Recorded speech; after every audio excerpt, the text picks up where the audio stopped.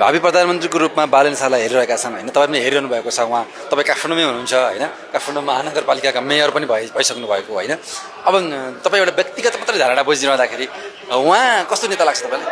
होइन, एउटा राम्रो भिजन भएको नेता हो उहाँ। अहिले नेता हुनुभयो अहिले योभन्दा त काठमाडौँको अब एउटा मेयर हुनुहुन्थ्यो होइन। एउटा राम्रो भिजन अहिले अब यो पत्र पत्रिकामा यो सोसियल मिडियामा हेर्दाखेरि एउटा नयाँ भिजन भएको उहाँलाई देखिन्छ अहिले। अब जताततै सबैलाई थाहा भएको कुरो कि यो सोसियल मिडियाबाट सबै थाहा हुन्छ कि उहाँको धेरै अब चर्चा छ होइन। अब चर्चा छ निकै। अब अहिले उहाँ झापा 5बाट निकै झापाबाट अब केपी बाससँगको प्रतिस्पर्धामा उहाँ एगेन्स्टमा हुनुहुन्छ होइन। अब अस्ति भर्खर म झापामा पनि थिएँ, म एउटा कार्यक्रममा गएको थिएँ। अब धेरै पब्लिसिटी उहाँको धेरै राम्रो छ होइन। अब बाहिर कुरा सुन्दाखेरि उहाँ अब भावी आउने एउटा राम्रो नेतामा आउनुहुन्छ भन्ने एउटा सोच राखेका छन् पब्लिकले। मैले पनि त्यही बाटोतिर हेरिरहेको छु, पनि त्यही देखिरहेको छु। यदि उहाँ आउनुभयो भने धेरै परिवर्तन हुन्छ देशमा। र तपाईँलाई पनि त कहीँ कहीँ पार्टीहरूले अफर गरेनन् योपालि, किनकि तपाईँ जस्तै कलाकार धेरै यति बेला चुनावी मैदानमा हुनुहुन्छ होइन। कतै प्रकाश सपुत होस्, कतै रिमा विश्वकर्मा होस् होइन, फिल्मका गीत सङ्गीतका एकदम होमिनु भएको छ। कुनै रेखा थापादेखि करिश्मा आनन्द पनि आउनुभएको हो होइन। तपाईँको सोच आएन कि अथवा तपाईँलाई अफर आएको थियो कि थिएन? होइन, अब अफर त आएको थियो होइन। अब त्यो पार्टीको नाम नलिउँ, अफर आएको थियो। तर मैले त्यति छिटो म पार्टीमा एउटा म त अहिलेसम्म कुनै आजको दिनसम्म त कुनै पार्टीमा इन्भल्भ छैन म। जुन अब यो चुनावको माहौल आउनुभन्दा केही समय अगाडि एउटा पार्टीको अफर आइरहेको थियो अनि तत्कालै मलाई यति छिटो मलाई यो पार्टीमा जान मन लागेन। पहिले समय सिचुएसन हेरौँ, त्यसपछि डिसाइड हुन। त मान्छेको आफ्नो सोचाइमा भर पर्ने कुरा हो होइन। अब कोही मान्छे अगाडि नै लाग्यो, कोही पछाडि लाग्छ, कोही मान्छे अझै पनि न्युट्रल रहेका छन् होइन। त्यही कारणले गर्दाखेरि अहिले म छिटै त्यति पार्टीमा इन्ट्री हुन म चाहिनँ।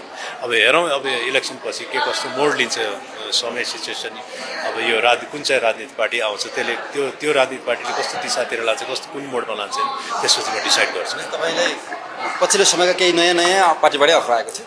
नयाँ पार्टीबाट अफर आएको थियो। नयाँ पार्टी त बिल्कुलै नयाँ पार्टी होइन मेरो, जस इस्टाब्लिस भइसकेको पार्टी हो आएको थियो। पहिलाको भएको जस्तो चुनाव यसपालिको चुनाव भिन्दै किसिमको हुनेवाला हुन्छ पनि होइन। अब त्यो तपाईँहरूलाई सबैलाई थाहा भएको कुरा, सबै जनतालाई थाहा भएको कुरा होइन।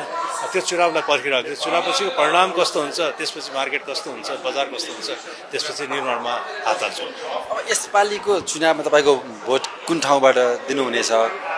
मेरो काठमाडौँ मेरो लपुबाट हो। मेरो क्षेत्र नम्बर 3 पर्छ, मेरो 3 नम्बर पर्छ। अब धेरैको यति बेला एकदमै चर्चा भन्नुभयो नि, पहिलाको इलेक्सनभन्दा यसपालिको अहिले हेर्न लायक होइन। उता झापा 5मा बालेन शाह र केपी ओलीलाई के होला भन्ने अहिलेदेखि मान्छेलाई कौतूहल त होइन। ठाउँमा त्यस्तै छ। तपाईँको थोरै ढल्किने चाहिँ कतापट्टि, नयाँमा कि पुरानोमा? होइन, अब यो कस्तो भने सबै मासको बिचमा बसेर हेर्नु पर्दाखेरि सबैले धेरै चेन्ज भएको, परिवर्तन हुन लागेको इच्छा छ, चाहना छ होइन। अब योभन्दा अगाडि धेरै वर्ष एउटै सिस्टममा चलिरहेको थियो। सबै सिस्टममा एउटै चलिरहेको थियो, एउटै कुरामा एउटै ट्र्याकमा हिँडिरहेको जस्तो लाग्दै हिँडिरहेको पनि थियो। तर अहिले जेनजी आन्दोलनले गरेपछि धेरै कुराहरूको चेन्ज भइसकेको छ यो आन्दोलनको बिचमा।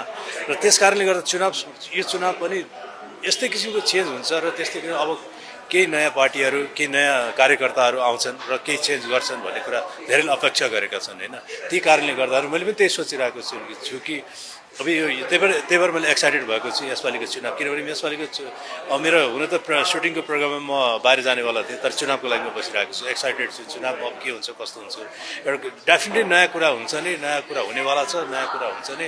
यो मुलुक चाहिँ नयाँ दिशातिर जान्छ, यो पक्कै छ। यसपालिको भोट चाहिँ घन्टीमै जान्छ भन्ने देखियो।